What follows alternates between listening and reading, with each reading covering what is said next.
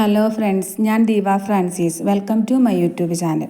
നമ്മളിന്നിവിടെ തുവര കൊണ്ടിട്ടുള്ള ഒരു മെഴുക്കുവരട്ടിയാണ് ഉണ്ടാക്കുന്നത്. അതിന് വേണ്ടിയിട്ട് ഒരു 3 മണിക്കൂർ നമ്മളത് സോക്ക് ചെയ്യാൻ വെച്ചതാണ്. എന്നിട്ട് തുവര സോക്ക് ചെയ്തതിന് ശേഷം നന്നായിട്ട് കഴുകിയെടുത്ത് നമ്മളിത് കുക്കറിലാണ് കേട്ടോ വേവിച്ചെടുക്കുന്നത്. ഇതിന് കുറച്ച് വേവുണ്ട്, അതുകൊണ്ട് അത് ആദ്യം നമ്മൾ കഴുകി വാരി കുക്കറിലിട്ടു.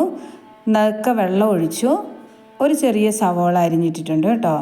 പിന്നെ ഒരു 1.5 ടീസ്പൂൺ കാശ്മീരി ചില്ലിയും 1/2 ടീസ്പൂൺ മഞ്ഞൾ പൊടിയും ഇതിൻ്റെ ആവശ്യത്തിനുള്ള ഉപ്പും കൂടി ഇട്ടിട്ട് നമ്മളിത് വേവിച്ചെടുക്കുകയാണ് ചെയ്യുന്നത്. ഇതൊന്ന് മിക്സ് ആക്കിയതിന് ശേഷം നമ്മൾ കുക്കർ അടച്ച് വെച്ച് ഇത് വേവിച്ചെടുക്കുന്നുണ്ട്. ഒരു 5 വിസിലൊക്കെ അടിക്കേണ്ടി വരും. നമ്മൾ ഹൈ ഫ്ലെയിമിൽ 1 വിസിലും പിന്നെ ലോ ഫ്ലെയിമിൽ ഒരു 4 വിസിലൊക്കെ അടുപ്പിച്ചാലേ ഈ തുവര വെന്ത് കിട്ടുള്ളൂ കേട്ടോ. ഇത് ഓരോ സ്ഥലത്തും ഓരോ തുവരയ്ക്ക് ഓരോ വേവായിരിക്കും. അത് നമ്മളത് നോക്കിയിട്ട് ഒരു 4 വിസിലൊക്കെ അടിക്കുമ്പോൾ ഒന്ന് തുറന്ന് നോക്കിയാൽ മതി കേട്ടോ. അത് വേവിച്ചെടുത്തതിന് ശേഷം നമ്മളൊരു പാൻ അടുപ്പത്തേക്ക് വെച്ച് അതിലേക്ക് നമ്മൾ വെളിച്ചെണ്ണ ഒഴിച്ചു. ഒരു 2 ടേബിൾ സ്പൂൺ വെളിച്ചെണ്ണ ഒഴിച്ചു. കുറച്ച് കടുകിട്ടു കേട്ടോ. 1/2 ടീസ്പൂൺ കടുകിട്ടൊന്ന് പൊട്ടിക്കഴിയുമ്പോൾ നമ്മൾ ചെറുള്ളിയാണ് ഇട്ട് കൊടുത്തത്.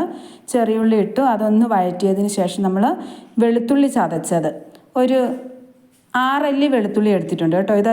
ഈ വെളുത്തുള്ളി ചതച്ചതിന് ഭയങ്കര ടേസ്റ്റാണ് ഇടുമ്പോൾ. വെളുത്തുള്ളി ചതച്ചതും കറിവേപ്പിലയും ഒരു 1.5 ടീസ്പൂൺ കുരുമുളക് പൊടിയും കൂടി ഇടുന്നുണ്ട് കേട്ടോ. കുരുമുളക് പൊടിയും കൂടി ഇട്ടിട്ട് നന്നായിട്ടൊന്ന് മൂപ്പിച്ചെടുക്കണേ. ഒരു നല്ല മൂത്ത മണം വന്നു കഴിയുമ്പോഴേക്കും നമ്മുടെ വെന്തിരിക്കുന്ന തുവര നമ്മൾ ഇതിലേക്ക് ഇട്ട് കൊടുക്കുന്നുണ്ട്. ഇതിന് കുറച്ച് വെള്ളം കാണും കേട്ടോ. അത് നമ്മളൊന്ന് ഡ്രൈ ആക്കി എടുക്കണം. കുറച്ചൊന്ന് പെരണ്ട്, ഒത്തിരി ഡ്രൈ ആകാനും പാടില്ല കേട്ടോ. ഒത്തിരി ഡ്രൈ ആയാൽ ചിലപ്പോൾ ഇങ്ങനെ കടിച്ച പോലെയാകും. അതുകൊണ്ട് നമ്മളൊരു ഒരു പെരളൻ പോലെ നമ്മളാക്കി എടുക്കുന്നുണ്ട് കേട്ടോ. ഇതൊന്ന് അടച്ച് വെച്ച് ഒന്ന് പറ്റിച്ചെടുക്കുന്നുണ്ട്. ഇത് വെന്തിട്ടില്ലെങ്കിൽ നമുക്ക് ഈ ടൈമിൽ കുറച്ച് വെള്ളമൊക്കെ ഒഴിച്ച് വേവിച്ചെടുക്കാം കേട്ടോ. അല്ലെങ്കിൽ കുക്കറിൽ തന്നെ നന്നായിട്ട് വേവിച്ചെടുക്കണം.